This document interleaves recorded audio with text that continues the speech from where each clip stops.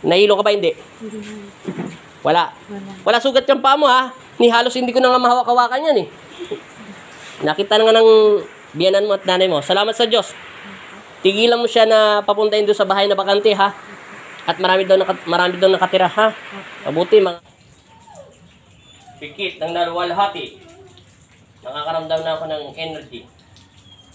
Sa ngalan ng Ama at ng Anak at Espiritu Santo. Amen. Sa pamamagitan ng pagsambit ko sa inyong pangalan, Panginoong Jesus, Amang Nazareno, nasa inyong harapan ng iyong anak at muli kong tatawag at mananalig. Naway pagbigyan niyo po kami ng iyong mapagpalang kamay.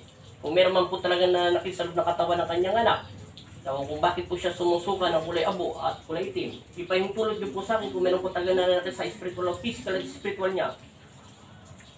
Amen.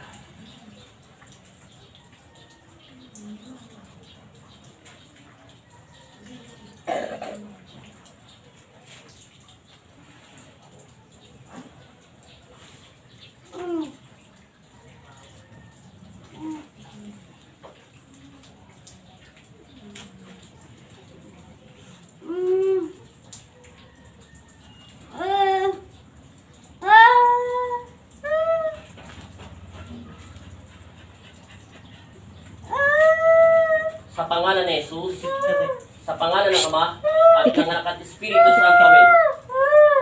Amen. Kilala mo ba si Kristo? E takot ka sa Kanya? Babae ka lalaki? Bata ka matanda? Tao ka buhay hindi? Hindi ka taong buhay? Ano ka? Espiritu elemento? Espiritu elemento? Huwag mo pakalaman ang espiritual niya. Masasaktan ka. Walang away. Manahimik ka. Walang away. Kapayapaan ang aking dala. Espiritu ka, elemento. Anong klaseng elemento? Ano? Anong klaseng elemento ka? Ano? Hindi mo alam kung anong elemento ka? Ikaw ba yung nananakit niya sa batang yan? Sino nananakit sa kanya? Sino? Kakalasin mo yung nilagay mo sa kanya? Sige, kalas. Tapon. Kalas. Pag hindi mo kinalas yan. Kalas. Hindi. Pikit ka, bebe. Kalas. Sa pangalan ni Jesus. Wala, may power. Wala. Spiritual. Checking na natin. Wala physical nilagay. Wala sa spiritual. Physical, wala ka. Kalasin mo lahat, tanggalin mo lahat yung sinusuka niya. Tapon. Saan ka nakatira? Saan ka nakatira? Espiritu at elemento. Saan ka nakatira? Saan? Sandraman pa. Doon ka nakatira? Oo. Anong ginawa mo dyan sa batang yan? Wala ko. Eh bakit daw sumusuka yan ng Itim. itim? Aray ko pa. Ikaw ba yung nagbigay na sa kanya? Hindi pa. Eh bakit kinasunod ka sa kanya? Kilala mo ba si Yesu Cristo? Papa. May takot ka sa kanya? Babae ka lalaki? Babae pa. Espiritu ka tao? Hindi pa. Espiritu elemento? Dudurugin kita sa katawan niya na walang salita-salita. Tatanggalin mo hindi. O akala. Ubusin mo. Lahat. Babalikan mo pa yung bata, hindi na. Hindi pa. Bakit mo siya sinaktan? Saan mo siya nakita? Doon po sa bahay. Sa bahay mo? Hindi po. Sige, kalas. Kalasin mo pag di mo kinalas. Kalas.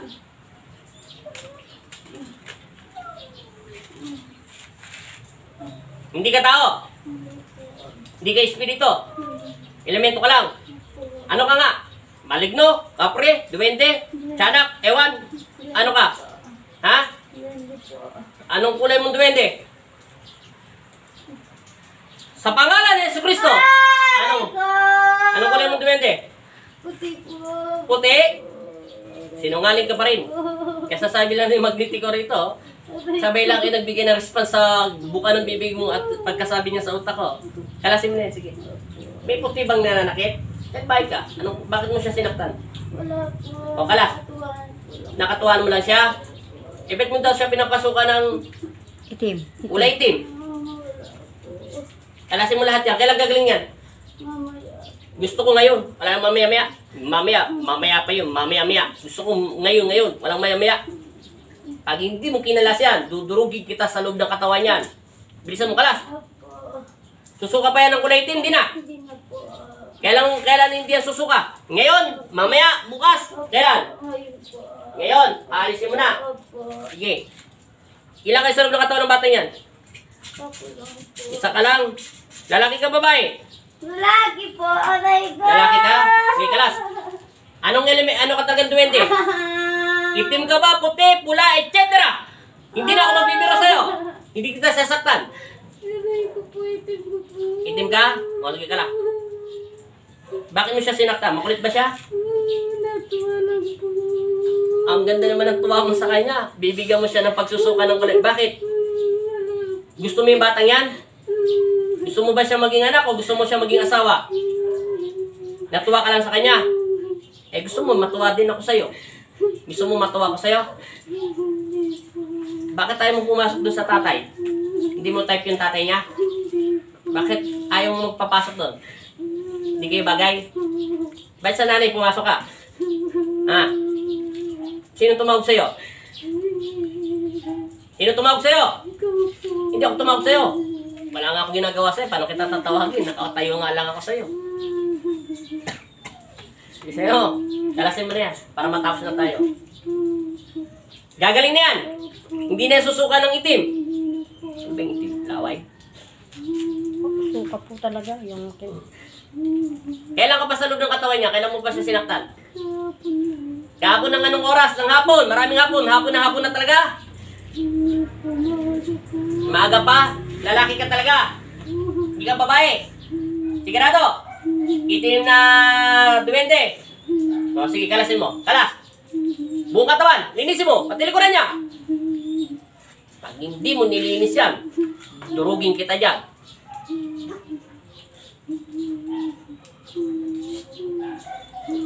Pikit ka, bebe. Pikit. Pikit ka na. Bilis! Babalik ka ba? Huwag mo na siya sasaktan, ha? Sige, kalas. Kilala mo ba si Kristo? May takot ka sa Panginoon mo. Na Panginoon natin lahat. Susunod ka. Kakalasin mo. Hindi ka na babalik. Ba't hindi mo ba yung tawa sa'yo? Mahina? Mahina ba yung tawa sa tinawa sa'yo? O hindi ka nasaktan? Tinatanong kita, hindi ka nasaktan? Sige ka lang. Meron pa, wala na? Sigurado? O sige nga, pagpagyan mo na, pag nasaktan ka rito, pag meron pa, pipitikin kita. Magnetiko, pakipasok na muna konti, saglit lang, sintabi lang sa inyo. Piditik mo nga agad sa akin ng mabilis para matapos tayo agad.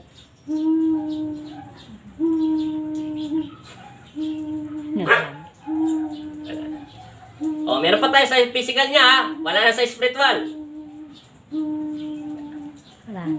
Konti na lang daw, oh. Salamat ka, mabait ka naman pala kausap eh. Natuwa ka lang sa kanya. Gusto mo ako matuwa ako sa'yo? Gusto mo? Nagbahay ka, ha? Magkakagulo-gulo na ngayong mundo. Magkakaroon na nga marami na naman COVID.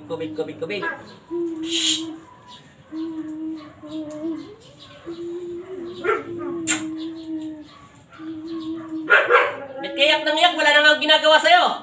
Di ba lalaki ka? May lalaki bang iyakin? Di ba tumindi ka? Kaya nga kayo mga maitim eh. Huwag mo na siya pasusukayin ng kulay itim, ha? May pinakain ka ba sa kanya? Anong ginawa mo? Ba't siya sumusuka ng itim? Anong ginawa mo, mahi ka? Ayaw mo, dudurugin kita dyan sa tagiliran mo. Meron kang ginagawa sa kanya? Ha? Kalasin mo yung mahi ka mo. Yan pa, wala na. Hinto mo yung kamay niyan. Linisin mo yung katawan ng taong ito. Hinto mo yung kamay niya. Linisin mo yung katawan niya. Linisin mo. Tapon. Linis. Dito, may gusto ka. Hindi mo siya type. May type mo doon sa asawa niya. Gusto mo mas sa babae pumasok, ha? Babae ka talaga, no? Ayaw mo na lalaki. Best kay lalaki. Elas. Linisin mo, ha?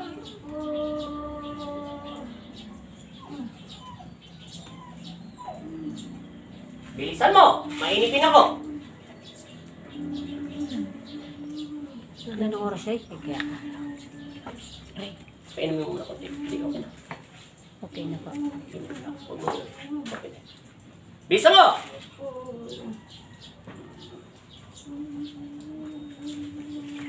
Ano meron?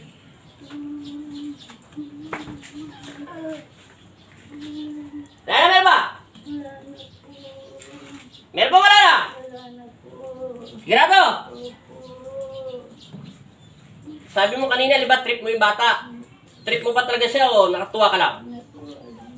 Anong ginawa mo sa kanya? Hinawakan mo ba siya? Ano? Naglaro ka sa kanya? Anong ginawa mo paglalaro sa kanya? Kaya nga, nang ibig sabihin ng natuwa, pwede kang natuwa, hinawakan mo siya, nainganyo ka sa kanya, tumingin ka, etc. Malay ko, anong ginawa mo sa kanya? Tinignan mo lang siya. Nausog mo siya. Parang ganon. Yung totoo, nausog mo ba talaga siya? Susugatan kita. Papatay na lang kaya kita. Kasi nagsisinungaling ka. Papatay na kita. I-translate mo sa akin. Bato ng banahaw para mabis tayo. Pasintabi lang sa inyo at magandang hapon. Salamat ka, totoo sinasabi mo lang.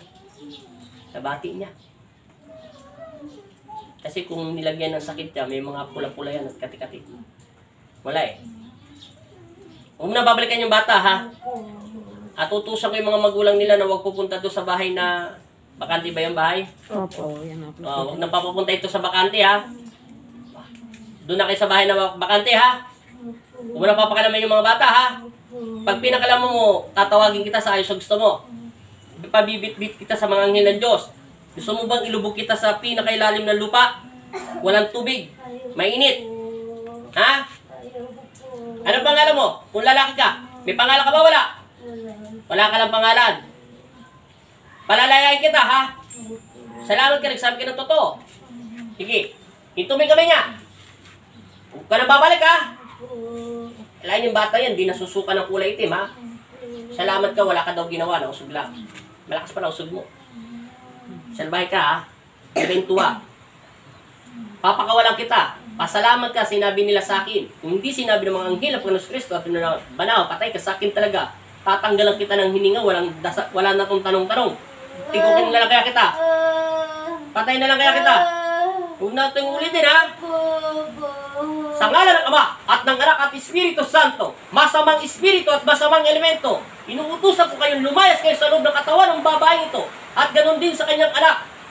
Bitbitin sila, magnetiko, dalhin kung saan sila nararapat at ibalik to sa pangalan ng Ama at ng Anak at Espiritu Santo.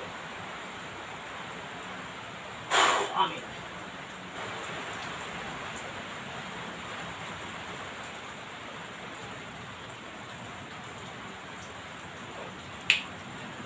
Gising. Sabihin mo yung Jesus name. Anong pangalan mo? Katrina po. Ano ang medal name mo? Santos po. Lalaki ka, babae? Babae po. Hindi ka barako? Hindi. Atras. Inulit mo muna itong tubig. Konti lang, ha? Teka lang. Tingnan ko muna yung daliri mo. Tingnan ko muna. Kung ibinalik niya na sa dati mong katapat. Okay na, pantay na. May tatanong muna ako sa'yo. May nakakita ka ba liwanag madilim? Medyo gumanda yung mukha mo rito. May nakita ka ba liwanag madilim? Madilim. Saan yun? Nakita mo ba yun? Bet sabi mo lalaki ka? Babae po. Babae ka? Sabi niya eh. Yes, salamat. Yung anak mo yung duwende, nausog lang siya baga sa tao na malakas ang usog, natuwa lang daw siya. Wala naman siya ginagawa, totoo naman nirespa ng Panginoon Kristo ay galing sa mga banaho yun. Ibig sabihin, totoo at di nagsisinungaling. Nahilo ka ba hindi? Wala. Wala sugat yung paa mo ha. Ni halos hindi ko na nga mahawak-hawakan yan eh. Nakita na nga ng biyanan mo at nanay mo. Salamat sa Diyos. Tigilan mo siya na papuntahin doon sa bahay na bakante ha. At marami daw nakatira ha. Mabuti mga elemento lang ng mababang uri. Eh kung mataas na uri yan, baka hindi na makalakad yan.